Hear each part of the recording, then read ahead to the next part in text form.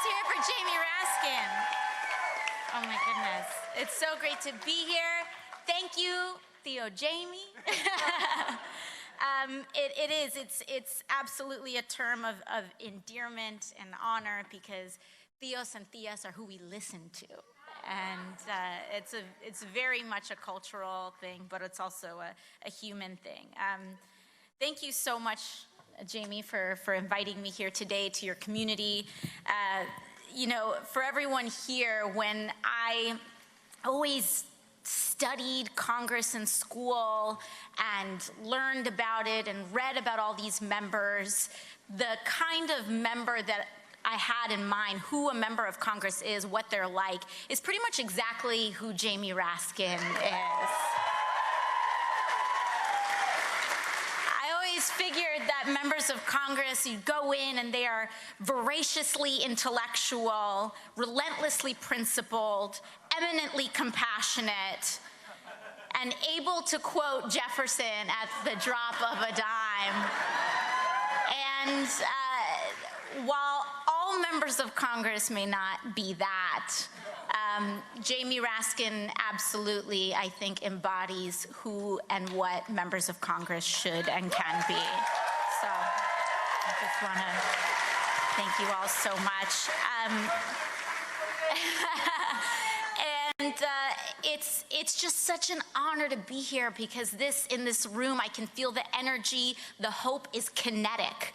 And that is what organizing is all about. Organizing is hope kinetic. It's when we take everything that we do, all that we are feeling, all of our visions and our dreams for the future, the America that we want, the world that we are fighting for, and we turn it into action. Organizing is hope kinetic. And I'm just so happy and honored to be here standing shoulder to shoulder with organizers who are working to change the future of the United States of America. So thank you all very much. I was trying to think about what I really wanted to share with you all today. And, you know, as we all know, it's been kind of a crazy week, hasn't it? And I think a lot about this overall moment, not just today, not just this week, but really this larger moment that we're in politically. And I really do believe that we're in a moment where we are picking up where the civil rights movement left off. I think that's where we're at. I think that's where we're at today. And a lot of times we see the ugliness out in the world and we say, this is not America.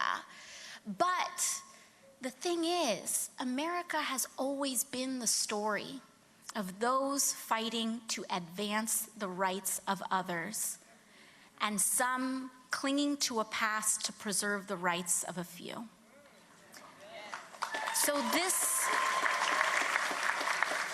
this moment right now, this is America. America is the good and the bad. America is the hope and the despair. America is the tension between our future and our past. But I will always believe that when we make hope kinetic, the good will win.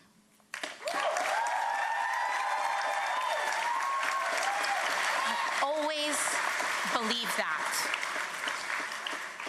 And when we talk about picking up where the civil rights movement left off, as Congressman Raskin mentioned, I am a student. I've always been enthralled with these kinds of figures in our history, whether it was Lincoln or whether it was King, what they had to grapple with in those moments. We often look at history through rose-colored glasses. We don't acknowledge the strife and the difficulty of the figures and leaders in our civil rights movement and in all movements of social justice in America. And about a year before King's death, he wrote this book. It actually, at the time, kind of faded out of print, and it wasn't reprinted until, I believe, about 10 years ago. And it was called, Where Do We Go From Here? It was King's last book he ever wrote in his life. And the subtitle was From Chaos to Community. And that's where we are picking up. That is the chapter that we are opening up right now. And right now, there is a lot of chaos in our nation. It is part of the great duality baked into the DNA of America.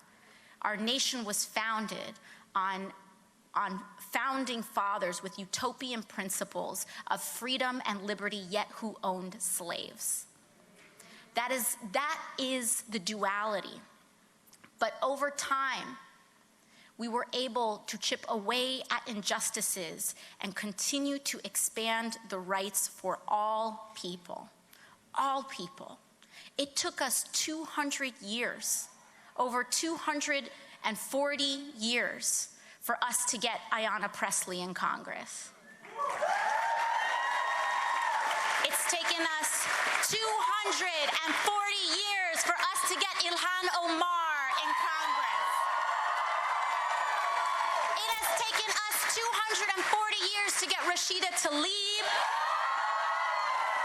for us to get our frontliners and swing district members, Colin Allred, Cindy Axne. It's taken us 240 years for us to have this unique composite of a Congress in this moment, and we will not go back. We will not go back. We will not go back to the days of injustice. We will not roll back our rights. We will not deny liberty to our trans brothers and sisters. We will not deny our own humanity at the border. We will not go back. We will go forward. But we sure as hell will not stand still. We will move forward because we have no choice. We have no choice but to honor ourselves and future generations to ensure that we do pass a Green New Deal and get 100% renewable energy. We have no choice. We have no choice but to undo the injustices of the war on drugs and decarcerate our system. We have no choice but to liberate working people from economic marginalization and make sure that every person in this country gets a living wage and health care as a right. We have no choice.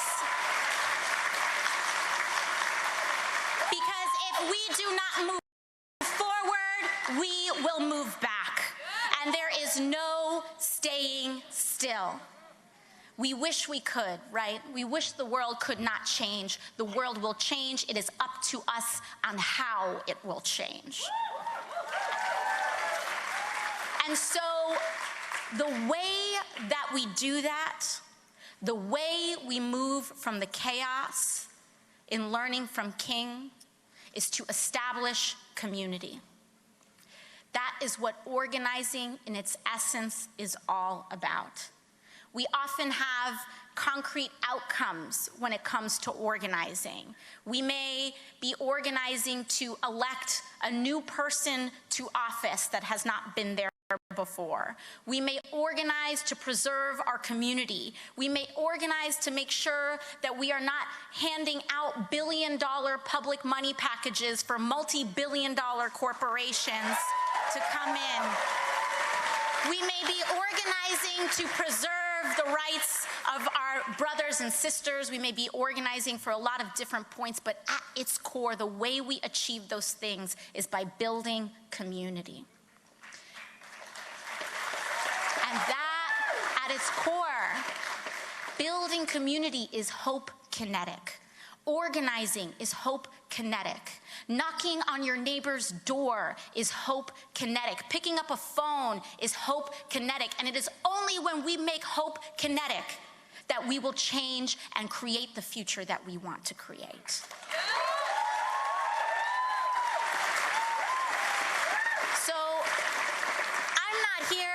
to tell anyone what to do or how to do it, but to only know that that is our mandate. Because the history of America is long, and we are characters in America's story. We need to choose who we are going to be in America's story. That's what this moment is all about. Because years from now, decades from now, when people ask, who were you then? You will say, I was a fighter for justice. You will say, I was hope kinetic. Thank you very much.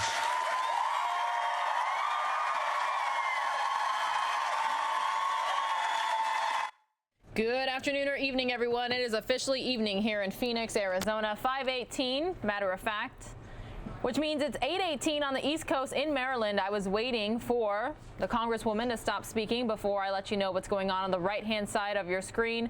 As you can see, this is a roller coaster stuck at Six Flags America, which also happens to be in Maryland. It does look like they are walking the riders down. They have gotten everybody off the roller coaster, and they are walking down safely, cautiously, as best they can. This is Fox 5 DC's Facebook feed live right now, which means their Skyfox is flying above the scene. I wanted to let you know what was going on. You're watching it live, all unfold right here on News Now, which is a part of fox10phoenix.com. Power concedes nothing without a demand. It never has, and it never will. So, okay. All right. All right. So, okay. So, look, I want to. I'm sorry. I'm sorry. You know what? I'm sorry. You're dishonoring our guests, and you're violating the spirit of this program for Democracy Summer. Okay, so please discontinue this. Okay, my friends, we're unified in the Democratic Party. We're unified because, and you know, I've invited out here a lot of my colleagues. We had a whole forum defending the Affordable Care Act against the efforts to destroy it, and Speaker Pelosi came out